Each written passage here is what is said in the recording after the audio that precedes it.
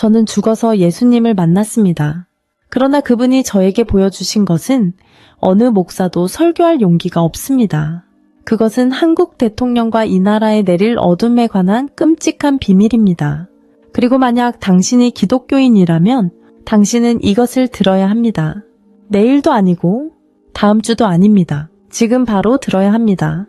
제가 그분이 저에게 보여주신 것을 말씀드리기 전에 댓글에 아멘이라고 입력하세요. 당신이 곧 들을 내용은 당신의 영혼을 흔들어 놓을 것입니다. 오늘 메시지에서 저는 모든 것을 공유할 것입니다. 저는 88세의 김소연입니다. 평화로운 경기도 시골에서 평생을 살았죠. 그날 저는 무릎을 꿇고 두 손을 모아 기도를 드리고 있었습니다. 그러던 중 갑자기 가슴 한가운데에서 찌릿한 통증이 밀려왔습니다. 마치 누군가 제 심장을 꽉 쥐고 숨이 막힐 정도로 세게 조여오는 것 같았습니다. 숨을 쉬려고 애썼지만 공기가 들어오지 않았습니다. 머리가 어지럽고 경기도의 작은 방이 흐려지기 시작했습니다. 제단 위에 십자가, 깜박이는 촛불, 낡은 의자, 모두가 왜곡되어 보였고 마치 세상이 제 눈앞에서 녹아내리는 것 같았습니다. 나는 주저앉아 가슴을 감싸 안고 심장이 터질 듯이 쿵쿵 뛰었다. 신이여. 나는 중얼거렸지만 내 목소리는 약하고 헛헛했다. 모든 것이 느리고 이상하게 변했다. 내가 아는 물질 세계, 내가 사랑하는 집, 내가 소중히 여기는 유품들, 모든 것이 점점 흐려져 간다. 마치 색이 번진 그림처럼 나는 두렵지 않다. 참 이상하다. 하지만 나는 혼란스럽다. 무슨 일이 일어나고 있는 거지? 나는 스스로에게 질문하지만 대답은 없다. 그냥 떠도는 느낌만 있다. 마치 내 영혼이 몸에서 끌려나가 경기도에 있는 집에서 멀어지고 익숙한 모든 것에서 멀어지는 듯하다. 그러다 갑자기 고통이 멈춘다. 그리고 나는 더 이상 그곳에 있지 않다. 눈을 떴습니다. 아니, 적어도 눈을 뜨고 있다고 생각했습니다. 그러나 익숙한 것은 아무것도 없었습니다. 저는 외쳤습니다. 주님, 어디 계시나요? 그러나 제 목소리는 울리지 않았습니다. 소음도, 메아리도 없었습니다. 하지만 무언가가 있었습니다. 신성한 것, 마치 제가 큰 문 앞에 서 있듯 기다리고 있었습니다. 제 심장은 빨리 뛰었습니다. 아프기 때문이 아니라 호기심 때문이었습니다. 주님, 제가 무엇을 보기를 원하십니까? 저는 속으로 생각했습니다. 그러다 멀리서 따뜻한 감정이 퍼져나오기 시작했습니다. 마치 부드러운 바람이 제 영혼을 스치는 듯 했습니다. 저는 알고 있었습니다. 느낄 수 있었습니다. 어떤 위대한 것이 다가오고 있음을. 먼 곳에서 한 줄기 빛이 나타나지옵니다. 그 빛이 퍼져 저를 덮었습니다. 저는 더 이상 두렵지 않았습니다. 그리고 그 빛 속에서 한 형체가 서서히 나타났습니다. 그것은 주님, 예수님이었습니다. 주님은 저를 보셨고 저는 주님께서 모든 것을 아신다는 것을 알았습니다. 제가 기도했던 순간들, 제가 울었던 밤들, 제가 숨기고 싶었던 모든 잘못들이었습니다. 소연아, 두려워하지 마. 그는 아버지가 자식에게 위로하듯 따뜻한 목소리로 말했다. 나는 너를 위해 여기 있고 이 나라에 대해 너에게 보여주고 싶은 것이 있다. 나는 고개를 들어 눈물이 흐려졌지만 그의 미소를 보았다. 너무 다정해서 더 울고 싶어지는 미소였다. 그러고 나서 그는 손을 내밀어 나를 따라오라고 초대하는 듯했다. 그 순간 나는 위대한 무언가가 곧 일어날 것이라는 것을 알았다. 저는 하나님 앞에 서 있습니다. 심장은 그의 사랑스러운 시선 때문에 세차게 뛰고 있습니다. 그러던 중 갑자기 모든 것이 변했습니다. 마치 누군가 보이지 않는 커튼을 치듯 제 주변의 신성한 공간이 흔들렸습니다. 부드러운 빛이 사라지고 완전히 다른 풍경이 나타났습니다. 저는 깜짝 놀라서 발이 떨렸지만 서 있을 땅이 없습니다. 충격적인 느낌을 아시죠? 마치 경기도 시골길에서 버스가 급정거할 때와 같습니다. 모든 것이 흐릿해졌다가 제가 한 번도 본 적 없는 상상조차 못했던 곳이 드러났습니다. 눈앞에는 왕좌가 있어요. 하지만 역사 영화에서처럼 금과 은으로 반짝이는 왕좌가 아니에요. 그것은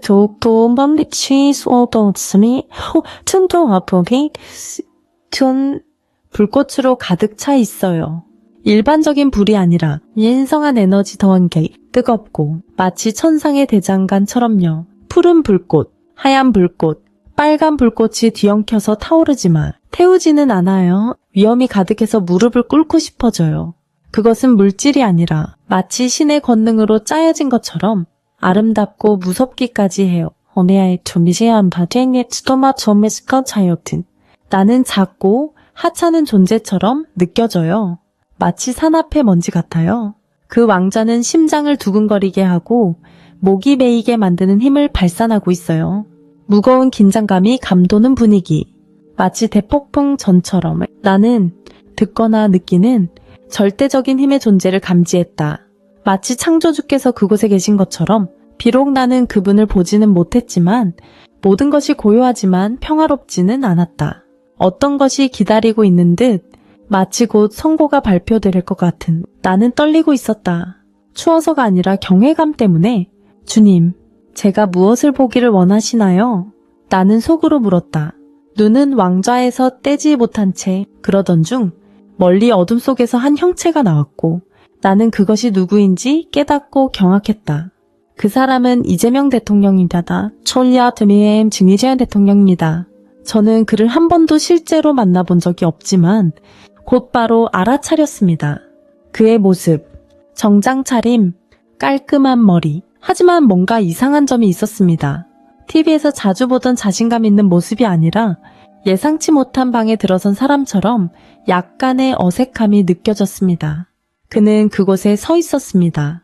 불타는 왕좌 앞에서 두 눈은 주위를 돌아다니며 자신이 어디에 있는지를 이해하려고 하는 듯 했습니다. 저는 가만히 서 있었고 심장은 쿵쾅거렸습니다. 그분이 왜 여기에 있지? 라고 스스로에게 물었지만 목소리를 내지 못했습니다. 그는 무릎을 꿇었다. 강요당한 것도 아니고 거창하게 꾸미려고 한 것도 아니다. 그것은 천천히 이루어진 행동으로 마치 그가 왕자의 힘에 휘말린 것처럼 보였다. 나는 그 모습을 보며 목이 메었다. 대통령, 나라의 수장이신 그분이 하나님 앞에 무릎을 꿇고 있었다. 그러나 이는 판단이 아니다. 아시겠습니까? 나는 왕자의 빛을 통해 이것이 경고라는 것을 느꼈다. 하나의 계시의 순간이라는 것을 주 예수님께서 제 곁에 서 계시며 말씀하십니다. 그분의 목소리는 부드럽지만 권위가 가득합니다. 소연아, 이 왕자는 세상의 금이 아니다. 그것은 인간이 쥐고 있는 권력의 상징이다. 직업, 명성, 한 민족에 영향을 미치는 결정들. 그러나 이 불은 그것은 정화한다. 그것은 충성과 절대적인 복종을 시험한다. 나는 귀 기울여 듣고 여전히 대통령을 바라보고 있습니다. 왕좌에서 나오는 불은 마치 춤추듯 움직이며 그를 만지고 싶어 하는 것 같지만 태우지는 않습니다. 그것은 마치 묻는 듯합니다. 너는 어디에 믿음을 두고 있느냐? 너의 권력이 내 뜻을 섬기고 있는가? 나는 이 씨를 바라보았다. 그의 얼굴은 긴장해 있었고 잠깐 놀란 표정이 스쳤다. 그의 눈은 항상 연설에서 날카로웠던 지금은 조금 흔들리고 있었다. 마치 무엇인가를 계산하고 있는 듯이 혹은 마음 깊은 곳에서 마주하고 있는 것 같았다. 그는 아무 말도 하지 않았지만 그의 손은 꽉 쥐어져 있었다. 마치 침착함을 유지하려고 하는 듯했다. 나는 하나님께 묻고 싶었다. 그가 무엇을 하기를 원하십니까? 하지만 하나님은 나를 바라보며 기다리거라. 그러면 이해할 것이다. 라는 눈빛을 보내셨다. 이것은 판단이 아니라는 것을 나는 깨달았다. 이것은 기회이며 신으로부터의 경고이다. 대통령뿐만 아니라 권력을 쥐고 있는 모든 이들에게 해당된다. 나는 떨리며 두려움과 호기심이 섞인 느낌을 받았다. 다음에는 무엇이 일어날까? 그는 어떻게 반응할까? 나는 속으로 생각했다. 그리고 마치 나의 질문에 답하듯 왕좌에서 빛이 더욱 강렬하게 폭발했다. 마치 더 큰 비밀을 드러내고 싶어 하는 듯이 황금보좌에서 타오르는 빛은 여전히 불타오르고 있었지만 나는 이재명 대통령에게 시선을 뗄 수가 없었다. 그는 저기 보좌 앞에 무릎을 꿇고 마치 자신보다 더 큰 힘에 휘말려 있는 듯한 모습이었다. 나는 그 옆에 서서 심장이 두근거리며 무언가가 일어나기를 기다리고 있었다. 예수님께서 내 옆에 서셔서 부드럽게 내 어깨에 손을 얹으셨다. 그분의 따뜻한 감촉은 나의 떨림을 덜어주었지만 나는 여전히 궁금했다. 주님, 그분은 왜 여기에 계신 건가요? 무릎 꿇는 것은 무슨 뜻인가요? 그분은 저를 바라보셨습니다.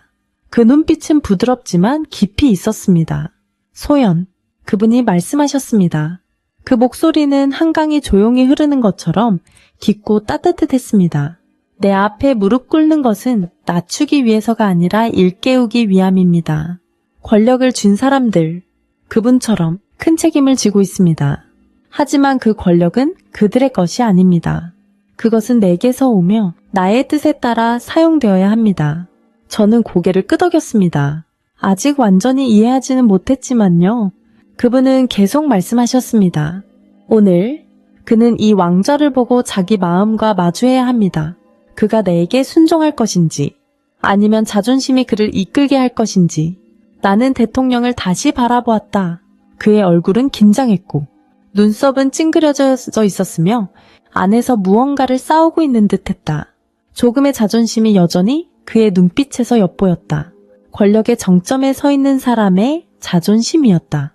그러나 그때 왕좌에서 불길이 일자 나는 그가 눈을 깜박이고 입을 꽉 다물고 있는 모습을 보았다. 아마도 그는 눈앞의 존재의 위험을 깨닫기 시작한 것일지도 모른다.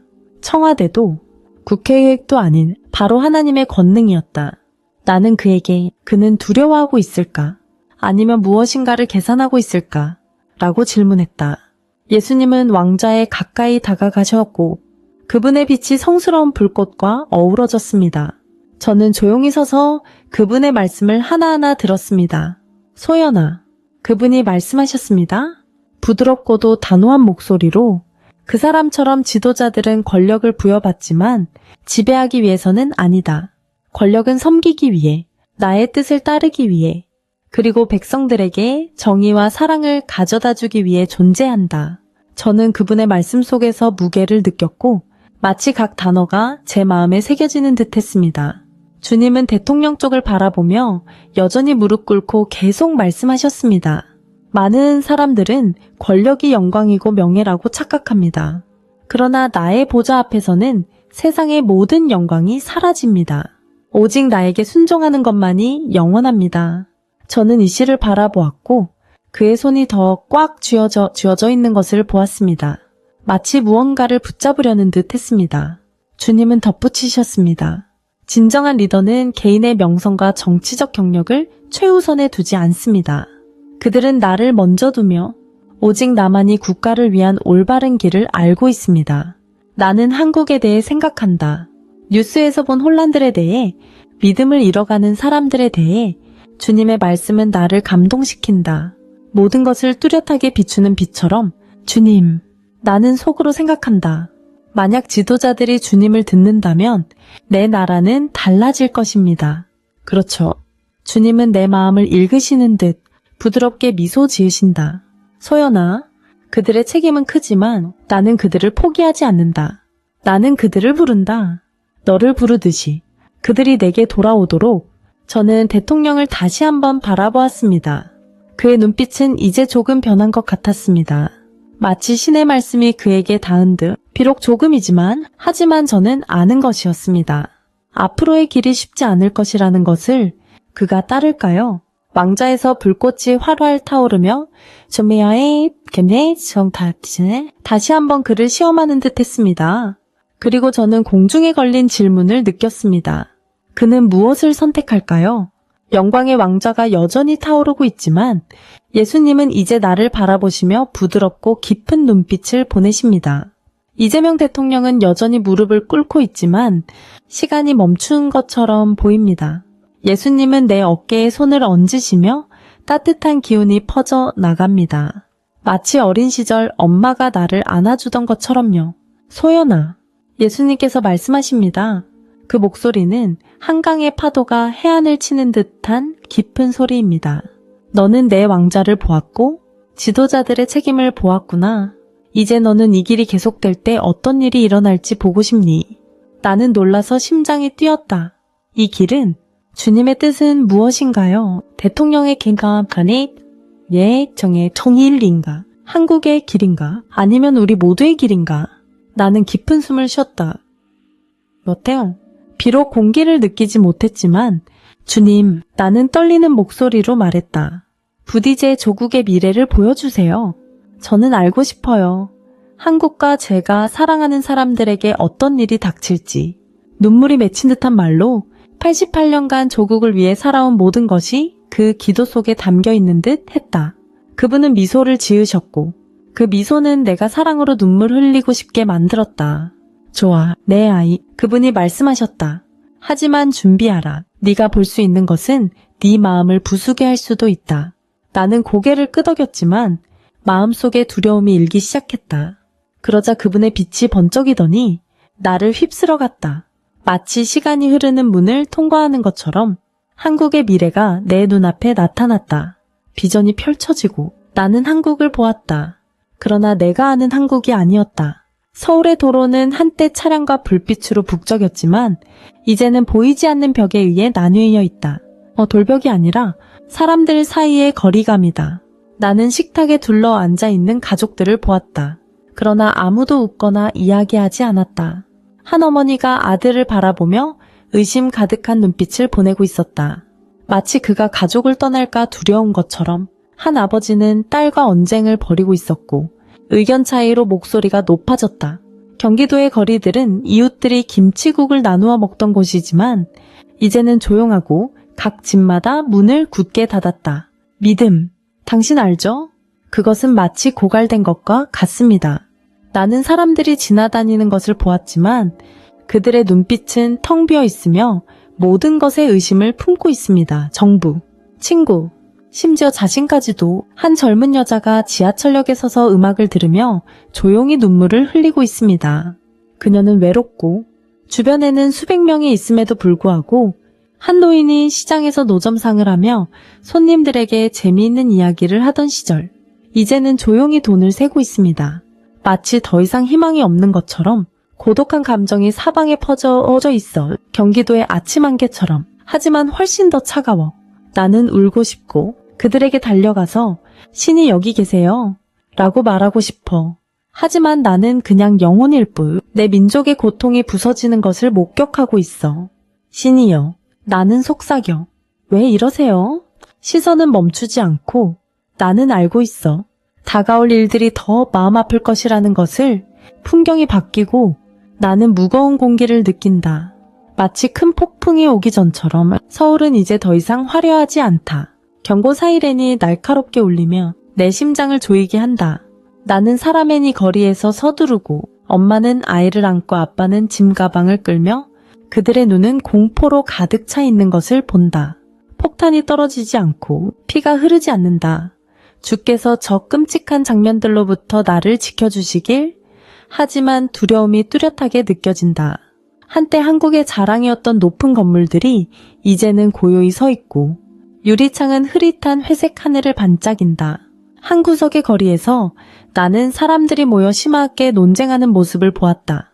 그들은 서로에게 소리치며 손가락질을 하였고 마치 평화가 오직 기억 속에만 존재하는 듯했다. 한 젊은이가 소리쳤다.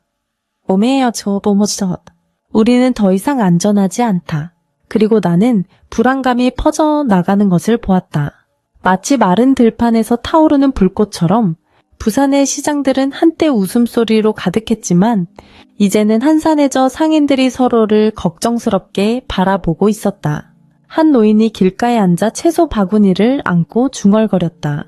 예전에는 이러지 않았는데 위협감이 사방에 퍼져 있는 듯 마치 모두가 보이지 않는 유령으로부터 도망치고 있는 것 같습니다.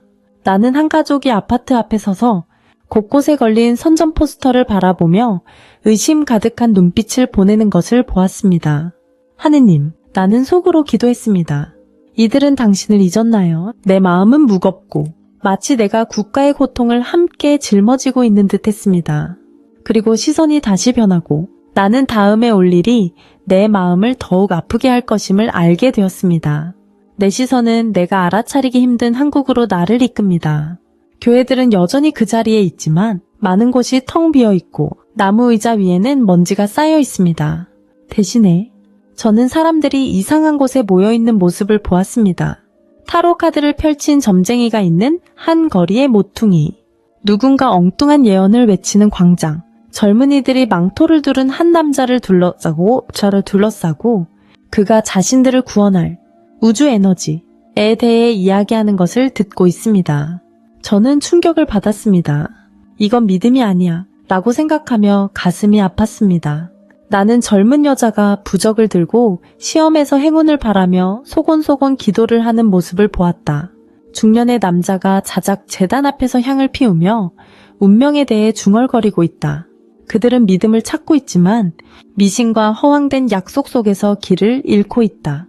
영적인 공허감이 가득 차 있고 한국 겨울의 뼛속까지 시리게 하는 추위처럼 느껴진다. 나는 예전에 교회의 친구였던 노파가 신기한 동상 앞에 서서 흐릿한 눈으로 마치 더 이상 의지할 곳이 없는 듯한 모습을 보았다. 그들은 하나님을 갈망하지만 허물을 쫓고 있습니다. 저는 소리치고 싶습니다. 돌아오세요. 그러나 저는 그저 증인일 뿐입니다.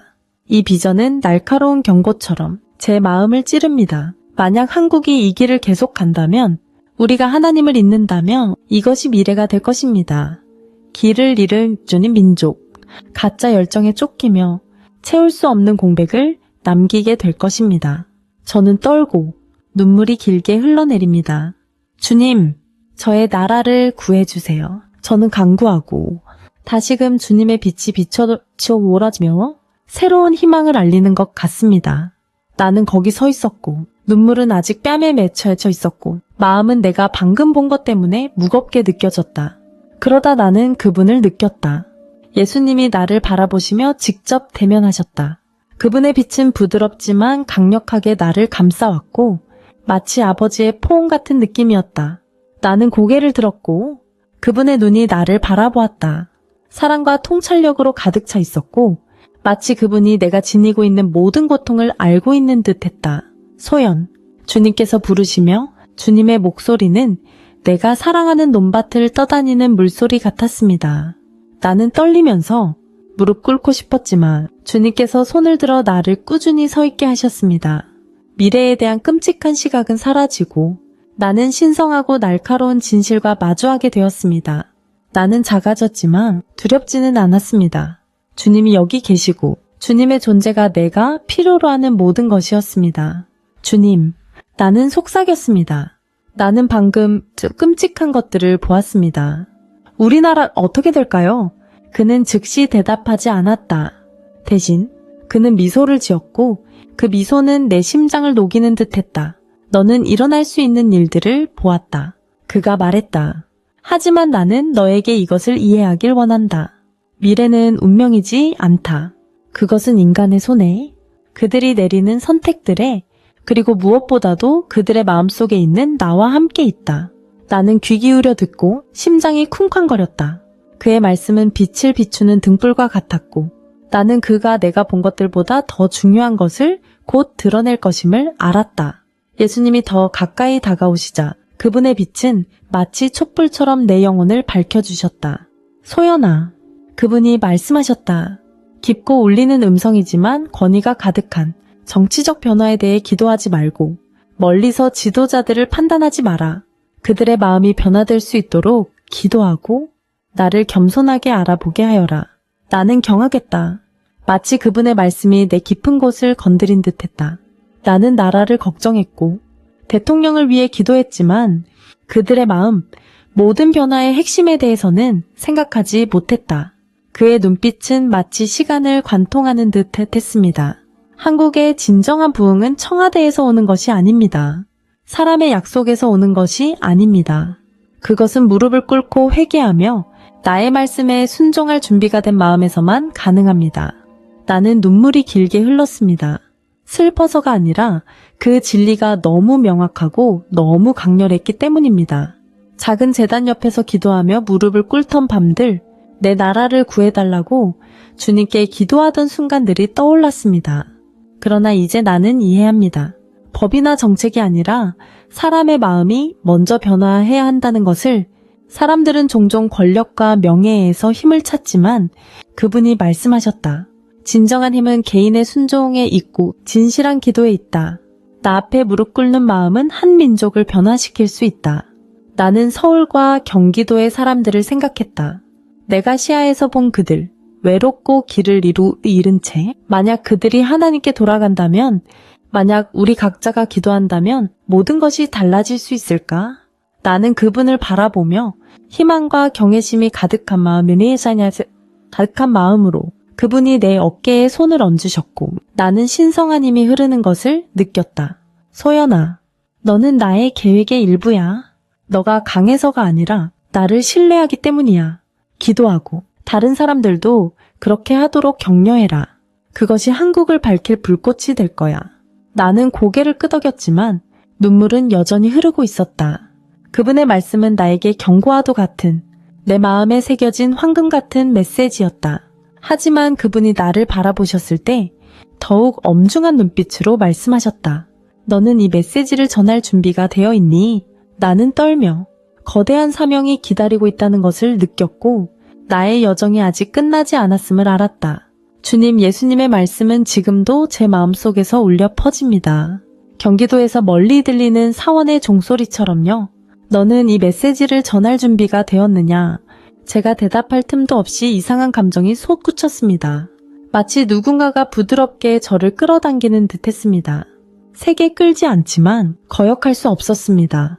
그분의 빛은 점차 흐려지고 불타는 왕좌와 그분의 사랑스러운 얼굴, 모든 것이 사라졌습니다. 저는 떨어지는 기분이 들었지만 아래로 떨어지는 것이 아니라 익숙한 곳으로 되돌아가는 듯 했습니다. 그리고 갑자기 제 몸을 다시 느꼈습니다. 눈을 떠요. 더 정확하게 말하면 깨어나요. 경기도의 작은 방이 보이지만 모든 것이 낯설어요. 저녁 햇살이 창틈을 통해 들어와 나무 바닥에 금빛의 줄무늬를 만들어내요.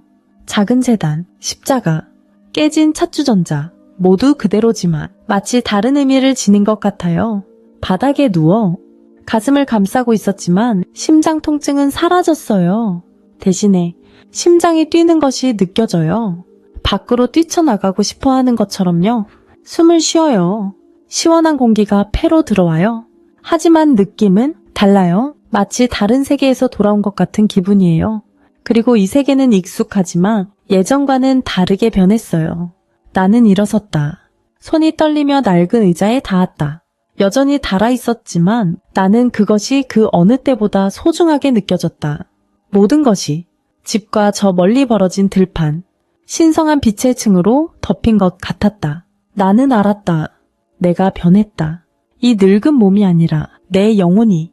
나는 하나님을 만났고 그 음성을 들었으며 이제 나는 나 자신보다 더 큰 사명을 품고 있다. 나는 그곳에 앉아 바닥에 눈이 흐려졌다. 눈물이 쏟아져 내리며 참을 수 없어 주름진 뺨을 따라 길게 흘렀다. 나는 아파서 울지 않았고 두려워서도 울지 않았다.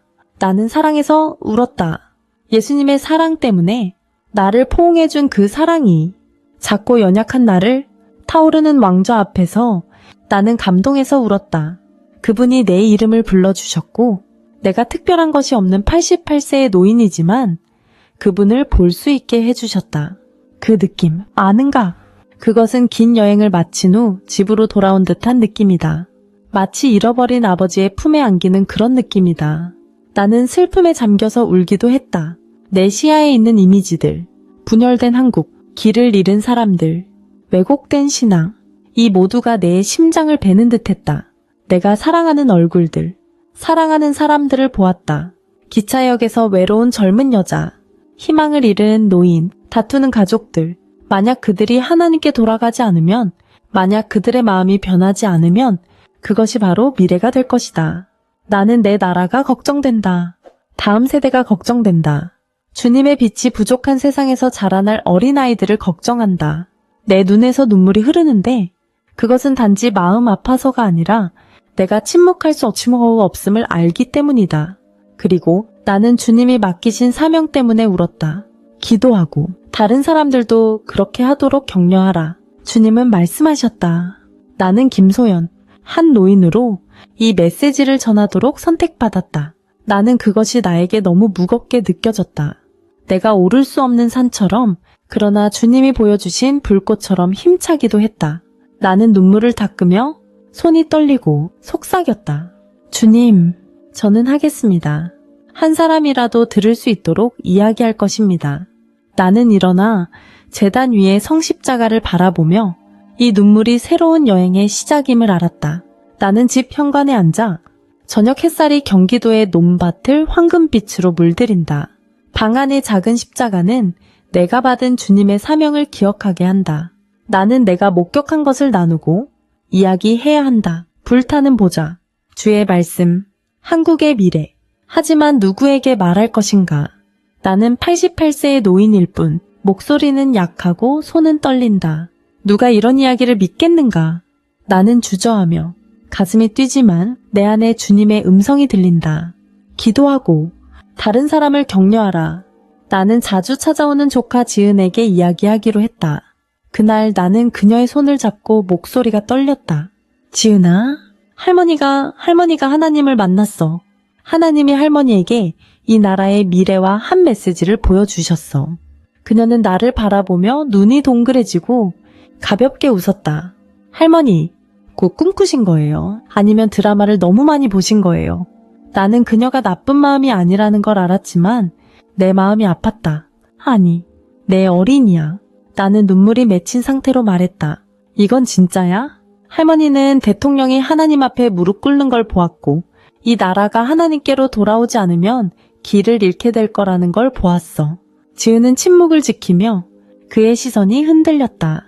마치 고민하는 듯했다. 나는 그의 손을 꼭 잡고 더 단호한 목소리로 말했다.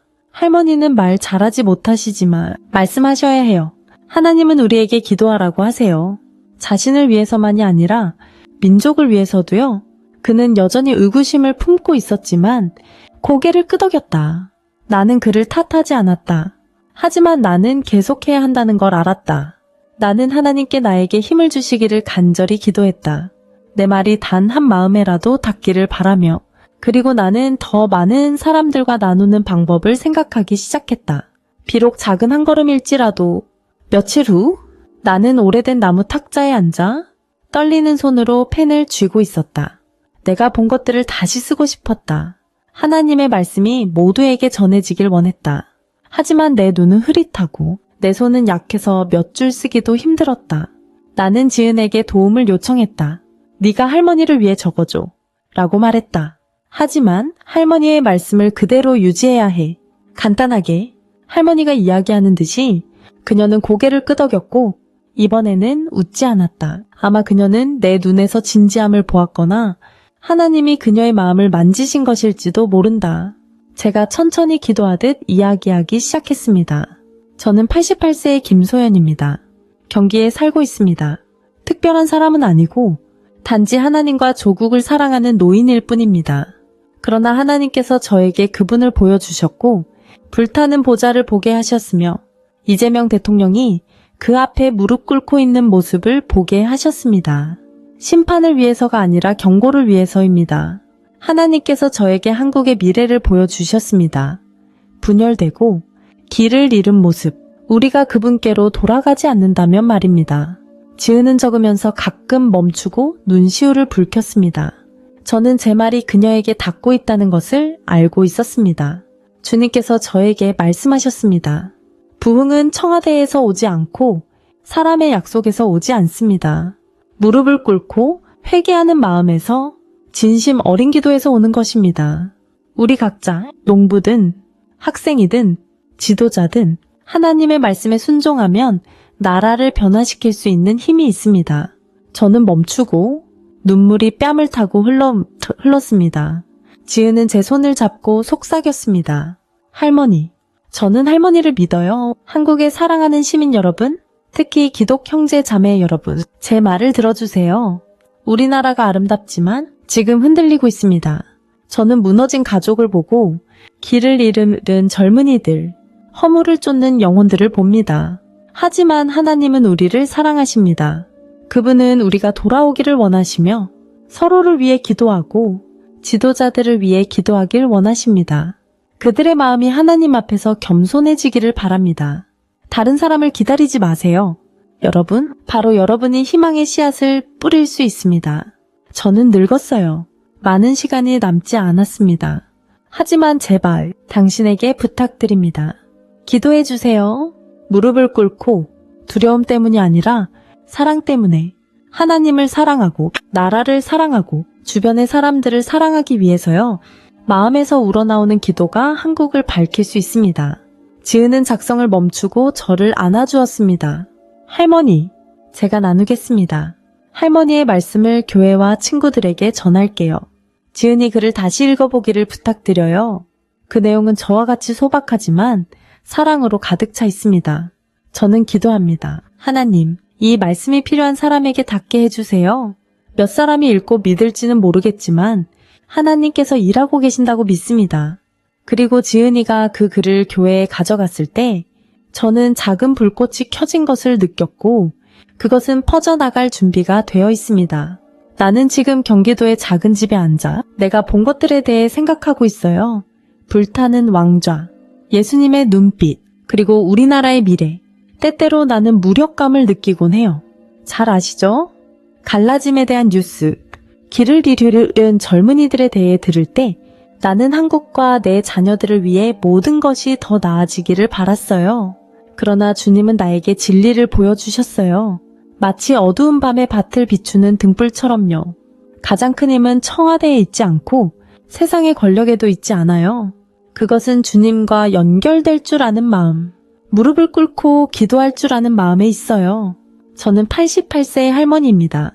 손이 떨리고 시야가 흐릿하지만 저는 모든 사람이 나라를 바꿀 수 있다는 것을 배웠습니다. 당신이 저처럼 늙고 약하든 아니면 꿈이 가득한 젊은 사람이든 당신이 진심으로 기도하기만 한다면 당신은 희망의 씨앗을 뿌리는 것입니다. 주님의 은총과 사랑은 항상 당신을 기다리고 있으며 마치 열려있는 문처럼 당신이 들어가기만 하면 됩니다. 당신은 혼자가 아닙니다. 주님은 당신의 이야기를 듣고 계시고 보고 계십니다. 서울에 있든 저처럼 한 구석의 시골에 있든 말입니다. 삶이 힘들지라도 믿음으로 걸어가세요. 주님은 항상 곁에 계십니다. 자, 말씀해 주세요. 이 이야기의 어떤 부분이 당신에게 와닿았나요? 당신은 어디에 있고 지금 몇 시인가요? 댓글로 적어주세요. 정말 궁금합니다. 당신이 제가 이야기하는 것에 감동을 받았다면 이 채널을 구독해주세요. 우리는 하나님의 메시지를 더 듣고 삶을 변화시킬 수 있는 이야기들을 함께 나눌 것으로 믿습니다.